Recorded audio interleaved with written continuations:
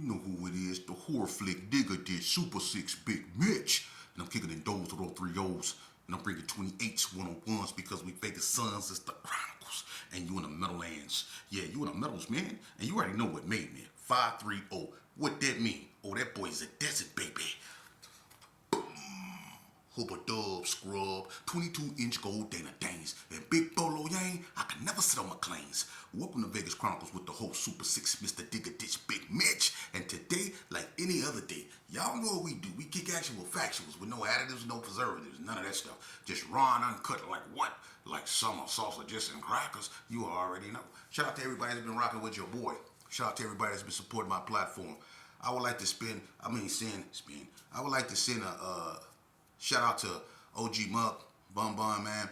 I appreciate everything y'all brothers do for me, man. I know y'all ain't looking for no recognition or none of that, man. But, you know, sometimes when things look bleak and it's like you swimming against the current and you ain't really going nowhere, God always have a way of letting you know that he's there and that he's watching and to keep moving. And that's what I do, you know, because I'm going to be honest with you. I've been doing videos for a minute now. I don't do them for recognition. I do them because when I leave here, I want to leave something, you know, that these youngsters can always go to and look at and get some real, true authenticity when it comes to life, when it comes to culture, especially Vegas culture, you know, and just being young little black boys in general, man. You know, I try to touch all angles, you know, but shout out to those brothers, man, and shout out to everybody that's been a positive influence in my life. You know, I want y'all to know, man, that everything y'all do for me, man, even your criticism, it means a lot, you know. So shout out to everybody, man, that's been rocking with me, man. And Big Will, man, where you at, man? Much love, man. But let's get right off into it. You know, last time I brought y'all a video, I was talking about, you know, the incident with Charlie Kirk. And, you know, just to close that out, man, you know, I'm going to say that, you know, straight up, man, when it comes to that right there, man, don't, you know, we all being played, we all being manipulated. You know, it don't matter if you black, white, or whatever. The same people that seem to be promoting this nationalist ideology, it's the same people, I'm going to tell you, that's behind what's going on. I told you how the Rothschilds funded both sides of the war. That way it don't matter who won, they still got paid. That same, and I'm not saying the Rothschilds, but the same people that's promoting this nationalist ideology, they got these people so up in arms and rah, rah, rah, we got to make America great again and all this. It's the same ones behind this uprising. They the same ones behind what's going on. They always play us against one another and we always go for it, man. That's why they call us sheeple. Because we easily led, man. We don't stop and question nothing. We just take what these crooked politicians and these perverted news outlets tell us and we ride with it. And it don't matter what color you is, because just as whites spew racist stuff, so do blacks. So do blacks. And I'm going to be honest with you. The fact that a black woman, ain't even safe in our own neighborhood. See, back in the days when I was coming up, I'm going to tell y'all something. And I'm just going to say this and I'm going to get into what I need to get into because I know a lot of y'all don't want to hear this. Y'all want to hear some gang stuff. But anyway, I'm going to tell y'all this because you need to hear it. This your castor oil, man. Back when I was coming up, when black women used to go out, they weren't worried about the GPKs. They used to go kick it with them. Some of them was their brothers, nephews, little cousins. They wasn't worried about the Donna Street Crips or the Rolling 60s or 40 Block or the Paru Bloods or the West Coast. They wasn't worried about that. You'll see a female that stayed in the Gerson, hang out in the coast, be on Donna, be in the hood, they wasn't worried about their people, see? Back in my era, they was worried about, and I'm going to be honest with you, and this ain't nothing racist, but they was worried about Hispanics. They was worried about getting snatched up by them. They was worried about racist white people. You see, they wasn't worried about their people. Now, when a black woman go outside and she got her weapon or her mace or whatever to keep her safe, it ain't for that Hispanic. It ain't for that racist white man. It's for her own people. Yeah. It's for that little black boy named Ray Ray. See? Because they carjacking. And they don't care who you is. They don't care if you're an elderly lady. They don't care none of that. They go get you with that Draco. And then they go live when they steal it in your car. See, that's what our youngsters is doing, and we act like they not. But what we want to do is we want to point out everything that the white folks is doing wrong to us. But we not pointing out what we're doing wrong to us. And that's why we're suffering. You know? And sometimes when another race point that out, it hurt. And a lot of us, we stiffen up because we don't want to hear that. You know? But we need to, because this is our problem. We have to deal with this, man. When we let people come in our community and try to fix a problem, recreate it, we go always have unfortunate situations, man. Until we have the will and the yearning to want to get back up in there and face our own demons. Until we got the courage to face our own children, we go stay where we at, man. And I don't care what type of reverend, politician, or whoever you go get, bruh. The situation is not going to change until we change it. And that's all I'm saying. But moving on. I was asked a question about smaller gangs in Vegas. Oh, first of all, let me do it right. I was asked a question about snitching. This never gets old. They asked me, is snitching more tolerated in the prison system or on the street? I'm going to be honest with you. This is my opinion. And let me put emphasis on my opinion. Because some people, they don't think I know what I'm talking about. But let me tell you this, them same people is the same ones that scared to open their mouth because they got about 4 or 5 teeth that don't get along with each other. You see what I'm saying? That's why they separated. You see? Them the ones out here, smoke the room, know what we talking about, with a tall can. Kidneys on 3%. Then drunk themselves into a stupor. These are the ones that telling me I don't know what I'm talking about. But when I was active, y'all was the same ones riding in the back of Metro car talking about, that's him right there with the green hat on, squinting, him right there. That's what y'all used to do. But anyway, man, when it comes to snitching, you have people that walk freely that's been telling since they knew how to spell it. They've been doing it on the street and ain't nobody done nothing to them. In prison, it's the same way. You got dudes that told and been telling and ain't nobody done nothing to them. Now, you might say, well, that's foul. That's reality. You got some dudes that go to the penitentiary, man, that tell on people and they get a pass. They walk freely, be on yards, don't nobody do nothing to them. People have paperwork on them. People overlook it. And it be for various reasons. It be because sometimes they have money and they be paying their way. And I ain't, when I was coming up through there, you couldn't pay your way. If you told on somebody, you got dealt with, period. And that's one thing the Southsiders frown at the blacks upon because they don't tolerate that. That's why they so strategic, because they know who's around them. They know that the people that's around them ain't gonna tell because they weed and seed they cow. The whites, not so much. The blacks, it depends because the blacks is not together. If a Gerson is accused of telling, and he told on a Gerson told on a Southsider, and the Southsiders go and say, hey, excuse me. They go and they say, hey, he told on such and such, man. To prevent a war, he got to go. And the Southsiders go to the Parus or the Southsiders go to the Donners and say something. The Donners gonna be like, well, that's the Gerson. You see? And the Gerson might be like, well, we ain't locking up on the odds, man. We don't care about none of that. You see? And that didn't happen before, man. And we all know that. It's dudes that walk around with paperwork on each other. They done told on each other. Then had a few fights on the yard. Ain't now one of them ran one of them off. They homeboys ain't even getting into it with them or nothing like that. They just letting them walk around there with paperwork, letting people read them, asking who told on who the most. That's what they do, and that's the reality, man. And excuse me, my sinuses, man. But anyway, when it comes to telling, man, I mean, to nullify it, just don't put yourself in a position to be told on. That nullifies that, man. I'm gonna be honest with you, it does. Because when it comes to telling, man, some of the hardest dudes that you think wouldn't broke. And I'm keeping it real with you. Some of these dudes walk around with their chest poked out like they can't be touched, like they super this and super that. But you get them dudes in a cold room and give them a cup of coffee and a sandwich, they go tell on Jesus again. For real. And I'm just keeping it real. For real. Another thing I was asked was when it came to the smaller gangs, what was the most ferocious wars? I spoke on that. You know, you have 40 Block versus 6-0, but 6-0 is not a small gang. But for 40 Block to be that small, they held their own in that war. You know, 40 Block was real active on the street.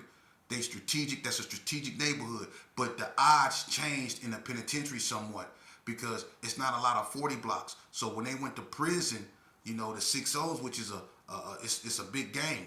When they went to prison, they had to still deal with the 6-0s. And if the Gersons didn't intervene, you know, a lot of times, you know, and I'm not saying all because you had Head up there and nothing didn't happen to Head. Keystone was up there and did nothing happen to Keystone. You know, when Mac 10 and all them came through there, they had to get out. You know, but it was certain 40 blocks that they didn't mess with, but then it was certain 40 blocks that they did.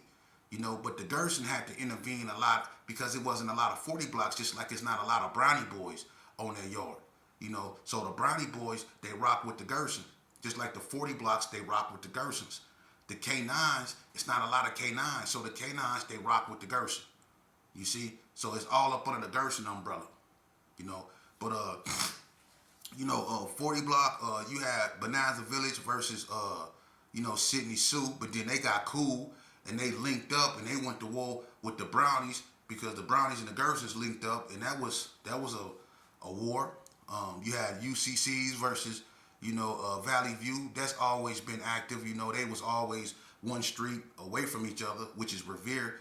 That was a active war, you know. And then you had over there in the north, you had the ABMs, you know, the ABMs versus the Gersons. You know, the ABMs versus everybody. The ABMs didn't like nobody, and that was one small gang. That's, to me, I'm gonna be honest with you. During the late '80s and early '90s, when it comes to small gang, because 40 Block really got active in '89. That's when the block got active.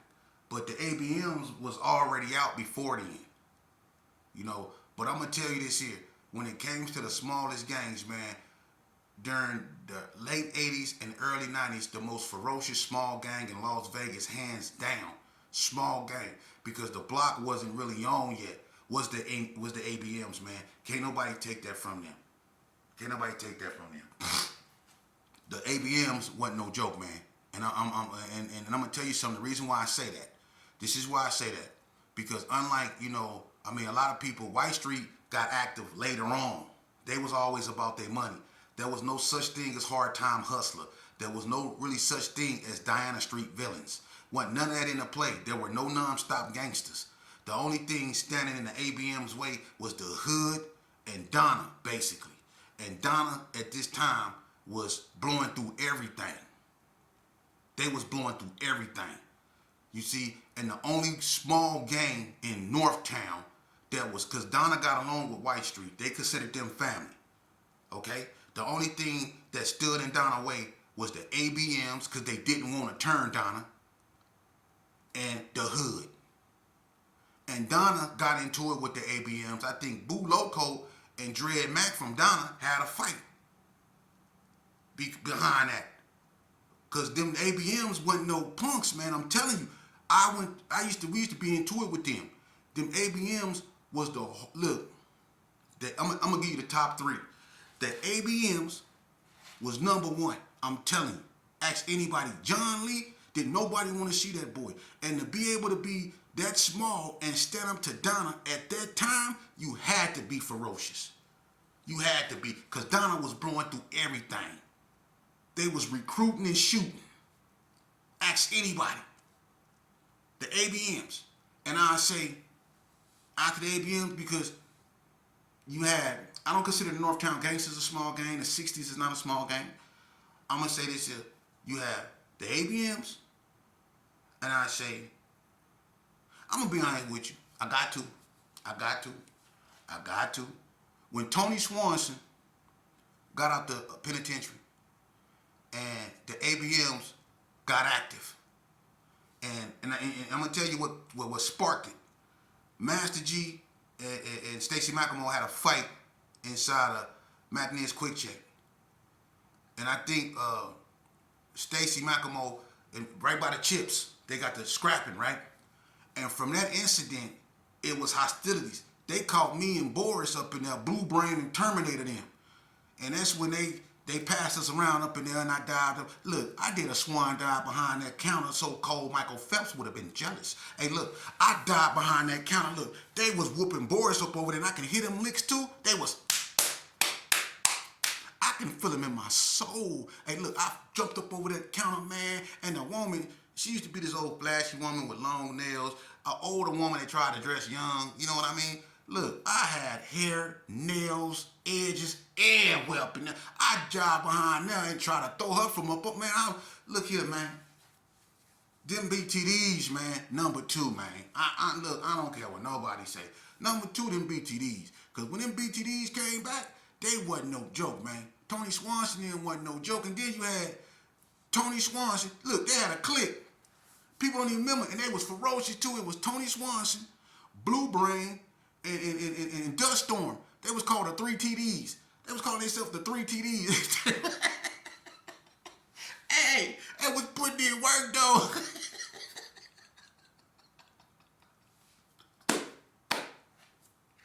Hey, that's real history. That's real history right there, man. For real. So I say the ABMs, Delmonico,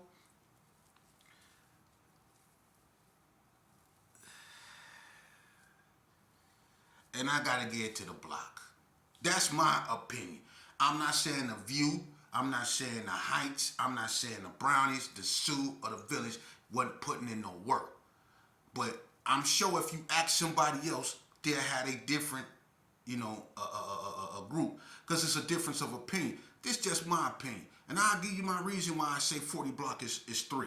It's because when the block went to war with the Rolling 60s, basically, the Rolling 60s has really been the only, besides the hood, that enemy that the block had. I say Rolling 60 first and then hood second. But some people say hood first and Rolling 60 second because the hood was involved with the unaliving of Hefty, Donnie from 40 block at El Dorado High School. That was one of the first, if not the first, school shootings in Las Vegas that happened in 91, if I'm not mistaken. But the hood and the block went to war. But the 40 block is in the area, it's really Northtown, but it's located on the west side. But the hood is so far, from 40 block. To go shoot up the hood or the hood come shoot up the block, you really got to be mad. Because then you gonna be doing some driving. You see? So you never really seen the hood shooting up 40 block or vice versa. So the Rolling 60s who were located just up the street, all you gotta do is go up to Comstock and hit West Crip City right there. They were more closer. You see, that's their original hood right there. Well, 40 block is their original hood, but that's their second original hood. But when the 60s went to war with the block held their own to the point to where, and they didn't need the Gerson help. They didn't. It just sometimes, it was Gersons that stayed on 40 block. So when the 60s came down the block, if the Gersons was down there, the Gersons go act regardless.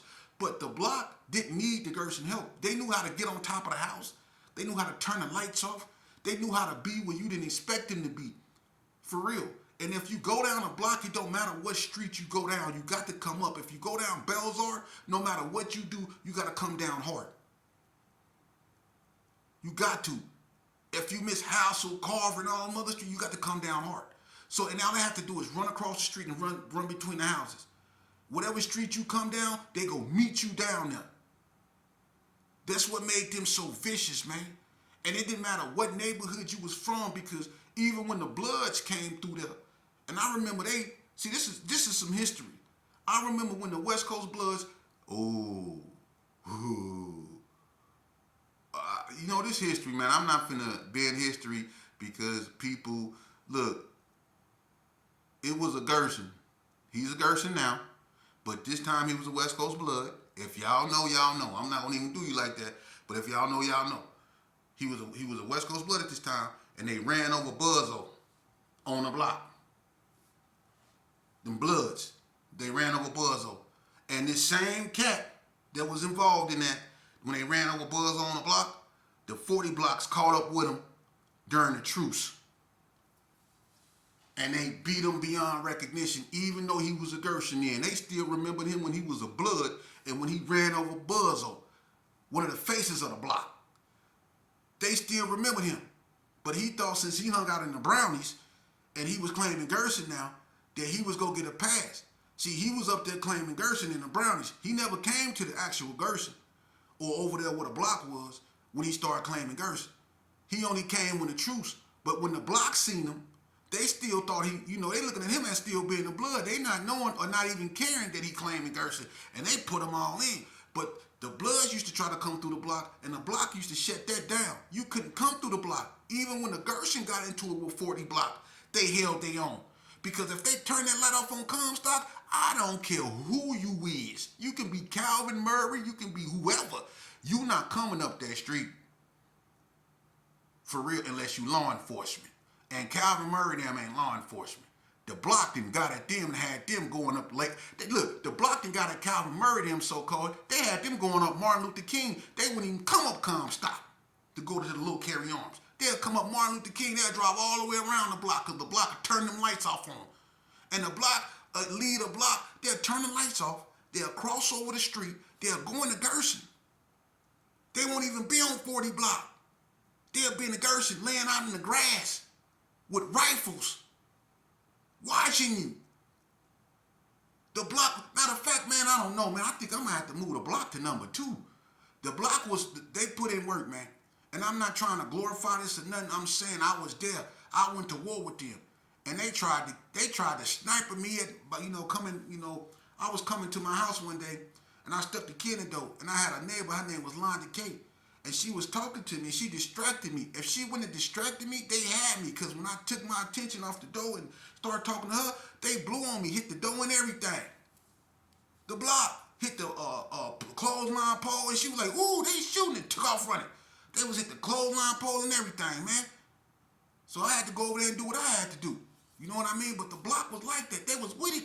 Then when they heard the Brownies was wearing brown, they went up there and got into it with them. So the block wasn't they weren't no punks, And, you had like the 50s, and they was right across the street. They brought it to the Gershon. They blew on Boonch. The 50s wasn't no joke. D, Tanico, Rock, Van, look. Me, Van, and Mun got together in the Cotton Club. We up there sitting at the table, right? I don't really want to get into it, but, me and Night Train was real close. And Night Train had a brother named LC. LC female got robbed and they beat her up real bad. So Night Train had me, Van, and Mun up in there. Look, we sitting at the table, Van up in there, Mun eyes this big. They like to play with their nose. The eyes this big up in there. We sitting up in there like that. They sitting up there, Van rocking back and forth. Yeah, cuz, we gonna put this down. I'm looking at Van like, man, look, don't let it fool you. Because no matter what, them two right there was the coldest two individuals.